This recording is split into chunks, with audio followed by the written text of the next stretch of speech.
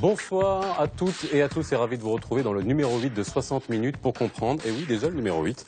Et j'aimerais à cette occasion vous remercier de votre fidélité naissante. Vous êtes de plus en plus nombreux à nous rejoindre sur les réseaux sociaux. Vous le savez, vous connaissez dès à présent le principe de l'émission. Tous les soirs de la semaine, nous essayons de décrypter pour vous, d'analyser, de vous donner des grilles de lecture et des éléments pour pouvoir comprendre ce qui fait l'actualité nationale et internationale. Comme tous les soirs, pendant 60 minutes, nous le faisons en compagnie d'experts et d'observateurs nationaux et internationaux. N'oubliez pas que cette émission est la vôtre, vous êtes de plus en plus nombreux, je vous l'ai dit, et nous prenons en compte toutes vos remarques et surtout vos tweets sur le hashtag 60MPC sur la page Facebook de Médien TV. Et vos réactions et vos questions nous permettent d'alimenter nos discussions. Les experts et observateurs qui ont accepté d'être avec nous ce soir, et je les en remercie. Monsieur Abdelhafid Oulalou, vous êtes vice-président de l'IMRI, l'Institut marocain des relations internationales, et vous êtes notamment également vice-président de l'Association marocaine de soutien à la lutte palestinienne. Merci d'être avec nous ce soir. Bonsoir. Monsieur Mohamed Benhadmou, vous êtes président du Centre marocain des études stratégiques. Et vous êtes notamment expert dans les questions de la violence et groupes radicaux, une expertise qui nous servira ce soir pour essayer de comprendre toutes les forces en présence au niveau du conflit syrien, qui est assez difficile à appréhender. Youssef Ait Akhdim, vous êtes journaliste à Jeune Afrique, merci d'être avec nous ce soir. Et Mohamed Reda, vous êtes analyste politique. Hier et aujourd'hui, les Rafales français ont décollé d'une base aux Émirats arabes unis pour leur première mission de reconnaissance au-dessus de la Syrie. Des bombardiers ont été également déployés en Jordanie. Objectif de ces missions de reconnaissance, d'éventuelles frappes futures. Intervention française en Syrie. Pourquoi et comment? C'est le titre que nous avons choisi pour l'émission de ce soir. Des vols de reconnaissance sont organisés au-dessus de la Syrie afin de préparer d'éventuelles frappes aériennes. Par cette déclaration, la France annonce la couleur mais préfère envisager une action souveraine, pas nécessairement sous le commandement de la coalition conduite par Washington. Avant d'en arriver à l'option militaire, la communauté internationale s'était insurgée contre le régime politique en Syrie. Dès la mort du président Hafez al-Assad le 17 juillet 2000, le printemps de Damas avait cristallisé les revendications de l'opposition en faveur d'un État plus libéral. Les services de sécurité syriens avaient alors fermé les forums de discussion politique et poursuivi certains des militants des droits de l'homme. 10 ans plus tard, face aux critiques des Occidentaux, le régime fait un pas en avant en autorisant l'accès aux sites de partage tels Facebook, Twitter et YouTube. Une première depuis 2007. Le 18 mars 2011, quelques semaines après la journée de la colère, un nouvel appel au rassemblement intitulé « La révolution syrienne contre Bachar el-Assad 2011 » est lancé via Facebook. Plusieurs personnes défient le régime dans les rues et appellent à une Syrie sans tyrannie. À Daraa, des manifestations sont réprimées par l'armée. Bilan, 4 morts. L'Occident diffuse alors les images des confrontations entre insurgés et armée syrienne. Quelques semaines plus tard, en juillet, dans la ville de Hama, un demi-million de manifestants battent le pavé. Ils sont rejoints par les ambassadeurs français et américains. Dans la foulée, la création de l'armée syrienne libre par des officiers dissidents de l'armée syrienne régulière marque un tournant dans la contestation. L'entrée en scène de professionnels de la guerre transforme peu à peu la révolte en guerre civile. Face à l'escalade de la violence, par 2 fois, le Conseil de sécurité de l'ONU plaide en faveur d'une intervention en Syrie. Alliés historiques, la Chine et la Russie font valoir leur droit de veto en octobre 2011 et en février 2012. Malgré les tentatives de la Ligue arabe de trouver une solution diplomatique au conflit, l'organisation se désolidarise de Bachar el-Assad fin 2011. Quelques jours plus tard, la France rappelle son ambassadeur à Damas. Les affrontements entre l'armée syrienne et l'ALS s'intensifient et en mai 2012, la tuerie de Houta fait 108 victimes parmi les civils. En juillet, François Hollande formule sa première menace à l'encontre du régime syrien. Il déclare que la France interviendra militairement si la Syrie venait à utiliser des armes chimiques. En novembre de la même année, la France est le premier pays occidental à reconnaître l'opposition comme unique interlocuteur légitime en Syrie. En mai 2013, l'Union européenne lève l'embargo sur les armes et laisse à la discrétion de chacun des pays membres d'envoyer des armes à l'opposition. Un an plus tard, face à la proclamation d'un État islamique, la coalition arabo-américaine décide d'intervenir militairement. L'intervention dure depuis près d'1 an. À l'heure actuelle, face à la crise des réfugiés syriens, le président François Hollande brandit de nouveau la menace d'une intervention en Syrie. L'éventualité d'une implication militaire française, indépendamment de l'intervention de la coalition, marque-t-elle un tournant dans la crise syrienne? C'était une rétrospective de Ilyas Salrini sur la situation en Syrie. On y reviendra sur la chronologie des événements et les forces en présence aujourd'hui. On le fera dans une deuxième partie. Je rappelle que l'émission est en live streaming. Vous pouvez la regarder sur le site de Médien TV. Messieurs, après qu'on ait vu cette rétrospective en chronologie, avant qu'on puisse en parler, les missions de reconnaissance ont été lancées par François Hollande. La question est de savoir pourquoi Aujourd'hui, la semaine dernière, sur ce plateau, nous avions analysé, essayé de décrypter l'élan de compassion et les décisions politiques qui avaient été prises par Angela Merkel, par François Hollande, poussant l'Union européenne à la mise en place de quotas suite à la publication sur le net de cette photo choc du jeune Aylan, jeune Syrien décédé sur une plage syrienne. Est-ce que on est encore dans cet élan de compassion qui provoque finalement ces missions de reconnaissance pour d'éventuelles frappes? Sibn Hamou. Je pense qu'on a peut-être maintenant dépassé cet élan et qu'on entre dans une nouvelle phase. Il est clair que cet appel ou cette volonté de la part de la France de lancer des opérations en Syrie intervient après qu'on ait pris connaissance de l'intervention britannique en Syrie et surtout les drones britanniques qui ont des actions qui ont permis la liquidation d'activistes britanniques la semaine dernière. C'est aussi donc cette forte présence signalée et reconnue aujourd'hui des Russes sur le théâtre syrien. Il y a aujourd'hui un retour sur le théâtre syrien. Pour la France, il y a au moins deux raisons qui les poussent. D'abord, c'est de faire face à notamment ce flux migratoire, mais surtout la présence de combattants français sur le théâtre syrien et irakien. On le sait, donc il y a plus de 1600 Français qui sont enrôlés dans les groupes djihadistes et notamment dans le groupe Al-Baghdadi dit État islamique. Et la menace pèse lourd sur la France et le risque des retours aujourd'hui menace la stabilité, la sécurité française. Alors on reviendra aux différentes raisons qui peuvent venir s'ajouter, parce que j'imagine qu'il y a un millefeuille de raisons qui pousse aujourd'hui la France à s'engager, en tout cas mener des missions de reconnaissance. Youssef Aït-Sakhdim, quelle lecture vous faites de cette décision maintenant, après, on va dire, un élan de compassion? Est-ce que c'est la seule raison ou est-ce qu'on attendait juste on va dire, une raison d'y aller? Tout d'abord, c'est un homme politique qui a parlé. Le président français a fait cette annonce à un moment très précis. On est au moment de la rentrée politique, c'est sa conférence de presse semestrielle. Il y avait en effet ce feuilleton des réfugiés qui a quand même occupé une partie de l'opinion, une grande partie de l'opinion pendant une partie de l'été.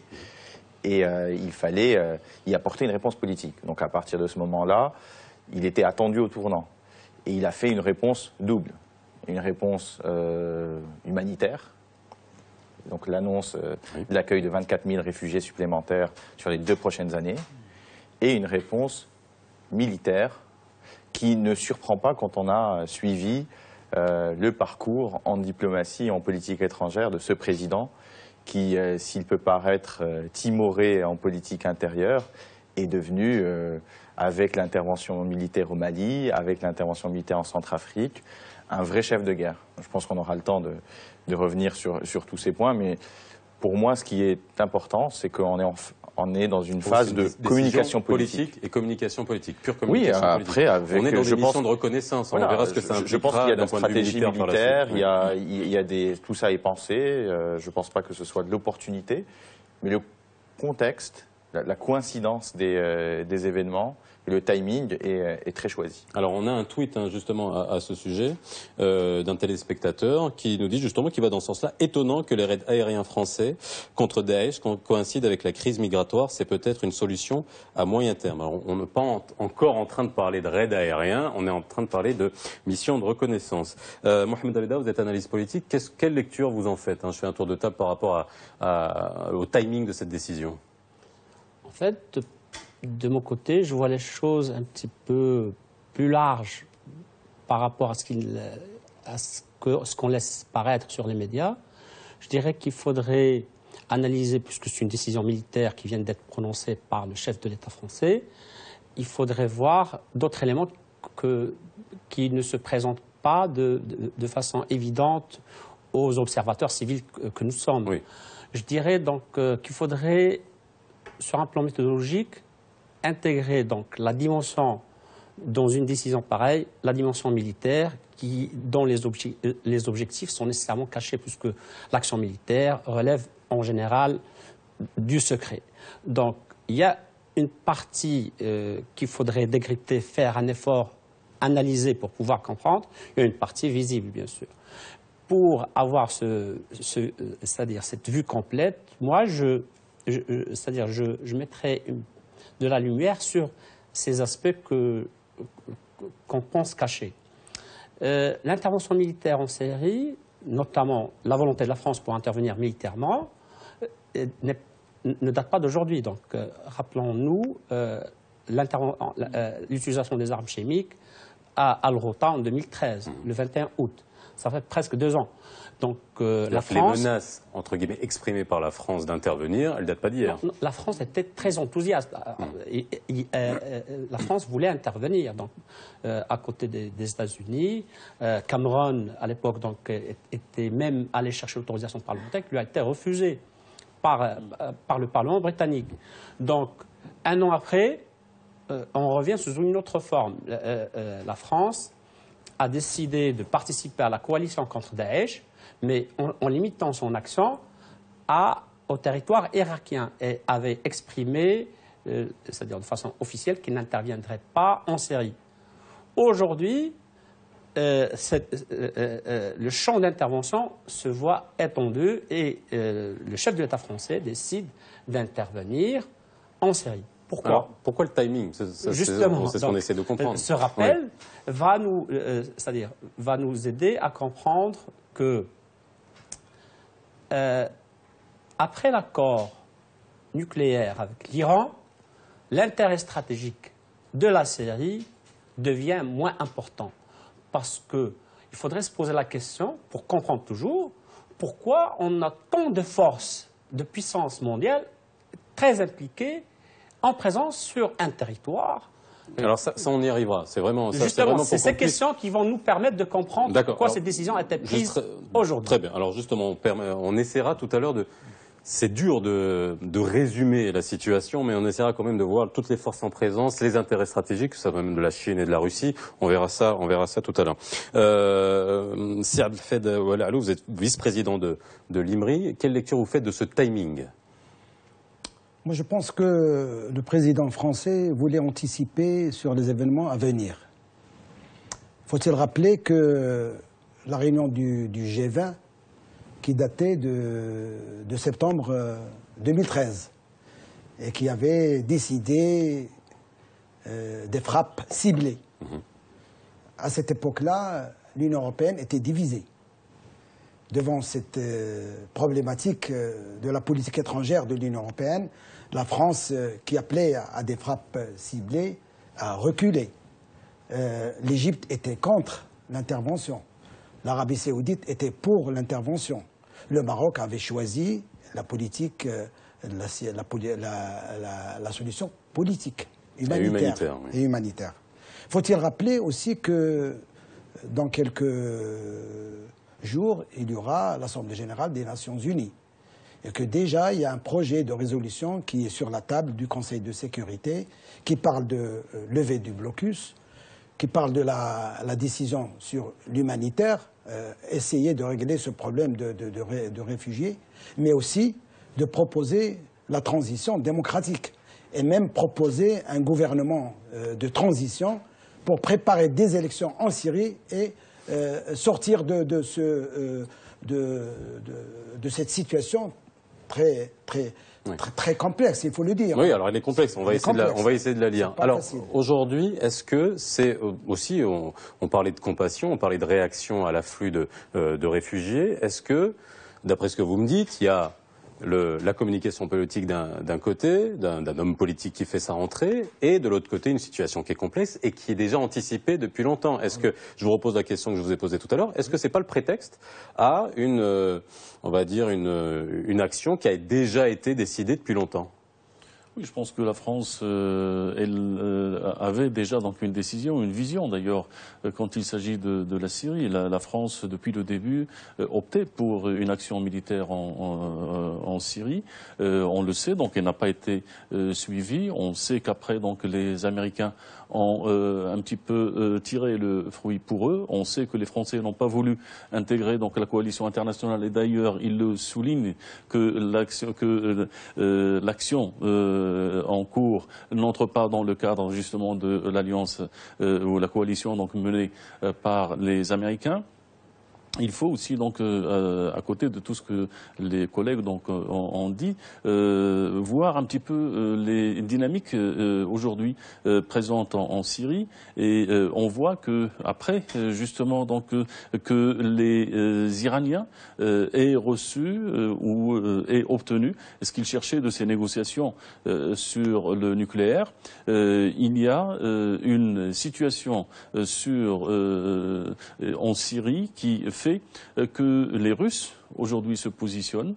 On a donc de plus en plus d'éléments et de signaux, non seulement donc de la faiblesse, mais du risque pour les Russes de voir le régime de Bachar el-Assad donc ils le veulent pas. balayer. Ça, ils ne le veulent pas et on le verra tout à l'heure. Voilà. Juste revenir à ces réfugiés.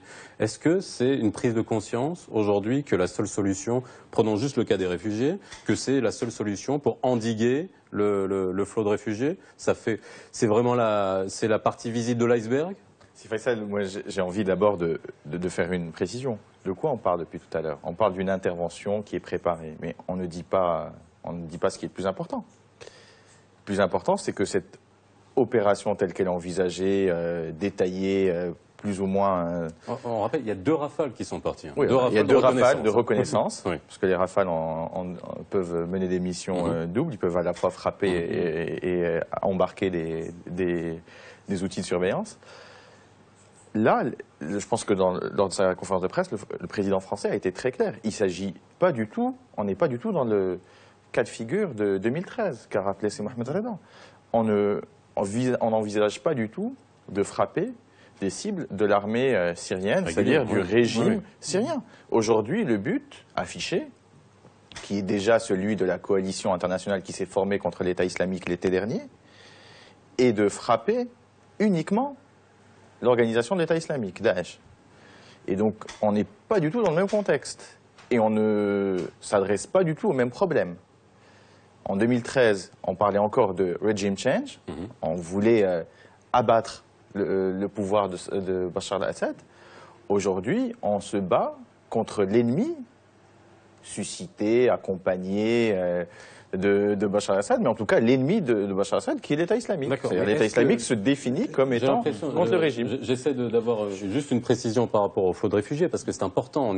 C'est vraiment on est au centre d'une migration que l'Europe qualifie d'exceptionnelle. Est-ce que ça permettra de régler le problème? Parce qu'on disait pas du tout. Voilà, on disait on va aller au problème à la source. Tout le monde a commencé à crier au loup en disant ok, les accueillir, mais il faut déjà régler le problème en Syrie. Est-ce que c'est de nature à régler le problème des réfugiés? Non, je ne pense pas, puisque en géopolitique, il faut aussi rappeler que dans cette région, il y a des puissances régionales. Il ne faut pas oublier le rôle de la Turquie, qui est du côté de l'OTAN, des États-Unis, mais aussi qui soutient d'une manière ou d'une autre Daesh, et qui, pour elle, la priorité, c'est de se battre sur le front des Kurdes. Il ne faut pas l'oublier. Il y a l'Arabie Saoudite avec le Qatar qui, autrefois, était du côté des djihadistes et qui, maintenant, voulait la peau de Bachar avant toute chose. Les États-Unis, la Russie, la France, l'Union européenne, la Grande-Bretagne et l'Italie voulaient d'abord lutter contre le terrorisme, qui est la source même de cette problématique de réfugiés. Donc il y a plusieurs facteurs qui jouent dans cette région. Donc ça réglera pas le problème, c'est ce que vous êtes en train de dire. Votre analyse, c'est ça. Et la source du problème, je ne le crois pas. La source du problème, c'est quand même la répression aveugle, brutale, systématique du régime syrien. Là, l'État islamique, ça fait 1 an que ça dure. Mais les réfugiés, ça a commencé. Enfin, la crise était déjà pleine en 2012. on parle de 6 millions de personnes qui sont réfugiées ou déplacées. Il y a 2 millions de réfugiés en Alors, il y a un chiffre qui est quand même Turquie. assez éloquent, selon un rapport de Human Rights Watch. Pour un civil tué par Daesh, il y en a 7 tués par l'armée régulière. Tués par l'armée syrienne. Oui. Il y a la 4e ville jordanienne aujourd'hui, et le camp de Zaatari, c'est la 4e ville jordanienne. Il y a 400 000 personnes qui vivent dans ce camp. Enfin, et donc, dire qu'aujourd'hui, en frappant l'État islamique, on va résoudre le problème des réfugiés, les réfugiés, ils sont déjà là. Ils sont déjà là. Ils sont déjà dans les pays du pourtour, le Liban, la Jordanie, la Turquie. Vous êtes d'accord avec ça? Pour moi, le problème, pour pouvoir le comprendre, c'est comme un puzzle. Il faudrait apporter toutes les pièces pour avoir l'image complète. Moi, ce que je dis, en apportant les autres éléments du puzzle, une fois complété, effectivement, l'intervention militaire servira, à côté d'autres éléments, pour régler le problème des réfugiés. En fait, cette intervention militaire, pour moi, anticipe un règlement.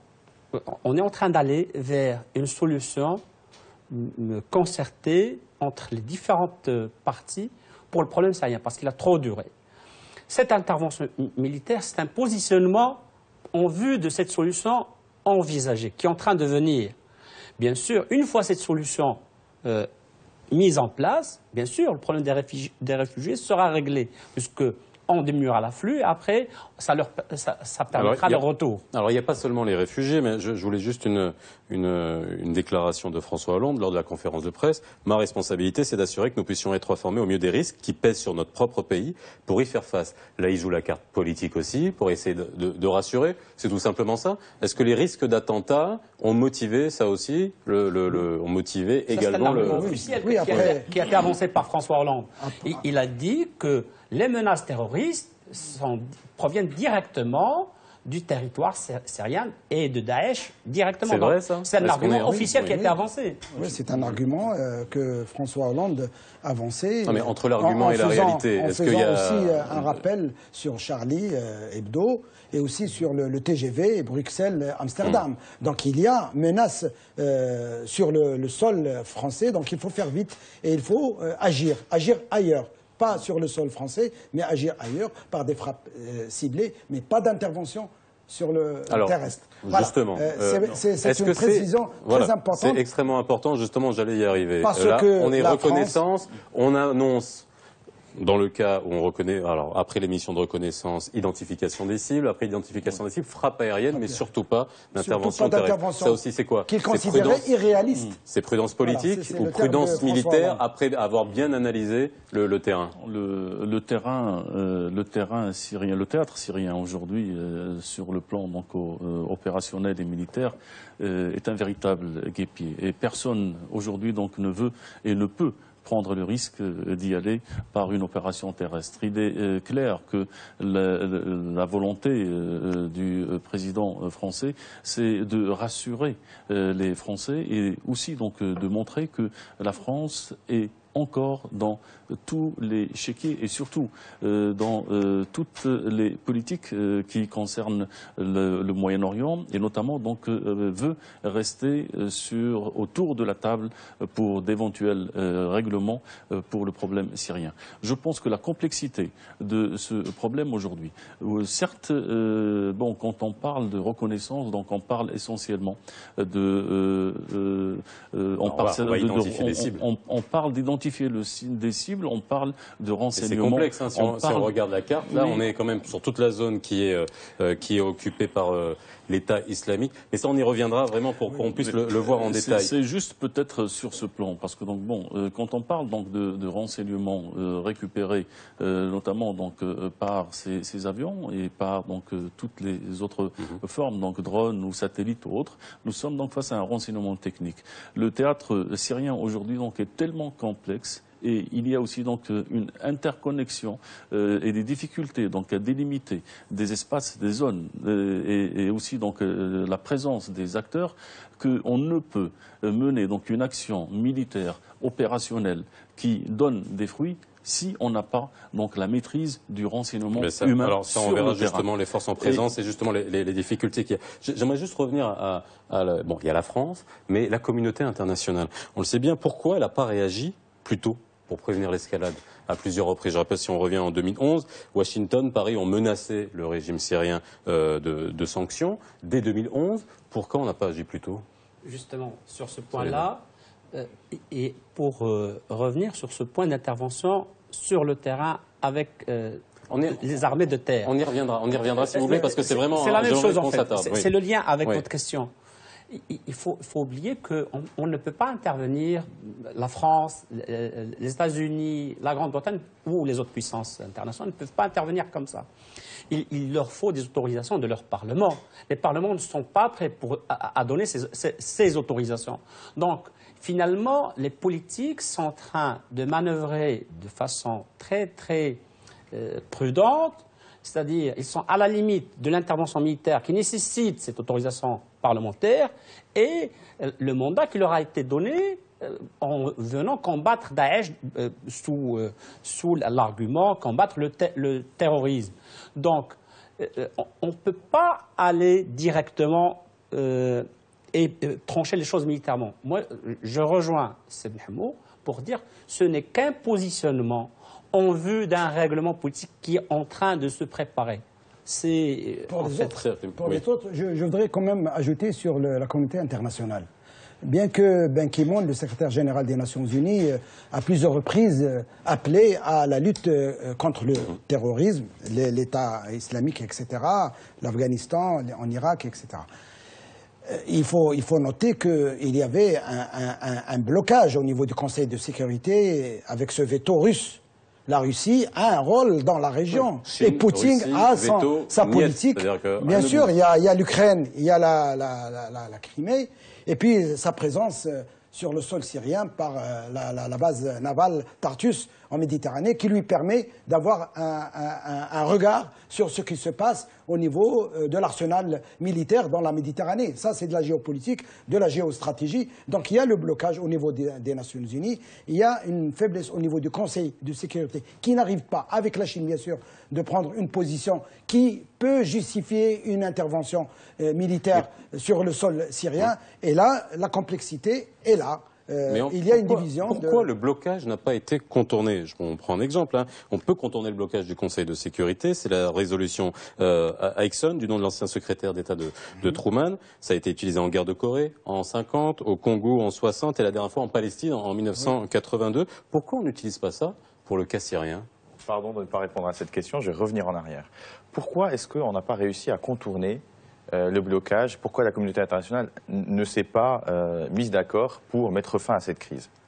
Je rappelle déjà qu'en 2011, en 2012, en 2013, l'objectif de ceux qui voulaient intervenir était d'aider l'opposition syrienne, de renverser Bachar al-Assad, et on ne parlait pas à l'époque de terrorisme. Aujourd'hui, ça a changé. Et c'est aussi pour ça que quand on sonde les Français, ils sont 61% à vouloir intervenir. Parce que ce n'est pas la même question qu'on leur posait il y a 2 ans. Ils n'étaient pas 61% à vouloir renverser Bachar al-Assad il y a 2-3 ans. Il y a 2 ans, enfin en 2012, fin 2011 et en 2012, il y a eu 2 tentatives de résolution à l'ONU. Si elles ont été bloquées par les Russes et les Chinois, c'est parce qu'il y a eu un précédent. Il y a eu la Libye. En Libye, on leur a fait voter une résolution qui disait que le Conseil de sécurité autorisait des États membres à utiliser tous les moyens nécessaires pour assurer la protection des populations civiles. Mais à aucun moment n'a été mise sur la table lors des négociations l'idée qu'un groupe de pays, 3 pays principalement, après ils ont été rejoints par une coalition, mais c'était d'abord les Américains, les Britanniques et les Français, ont mené une guerre pour renverser Kadhafi. Et ce n'était pas le deal avec les Russes et les Chinois. Et à partir de là, la confiance a été rompue. Quand on dit qu'il faut juste contourner un problème technique, que le Conseil de sécurité est trop faible, mais de quoi parle-t-on? On parle de l'autorisation donnée par une organisation internationale d'utiliser la force contre un État membre de cette organisation internationale. C'est exceptionnel. La Charte des Nations Unies n'a pas été faite pour autoriser à tort et à travers des interventions extérieures. Sinon, on sape les fondements de ce qu'est cet ordre international. C'est exceptionnel. Et dans ce est-il cas-là, on a trouvé ce verrou qui est de dire il y a des pays qui sont membres du Conseil de sécurité, qui votent, il y a 10 pays qui changent tous les 2 ans, et il y a 5 pays permanents parce qu'ils sont sortis de la guerre froide, enfin plutôt de la Deuxième Guerre mondiale, avec une situation de force. Alors qu'en est-il des pays arabes? Ça, on en parlera juste après la pause.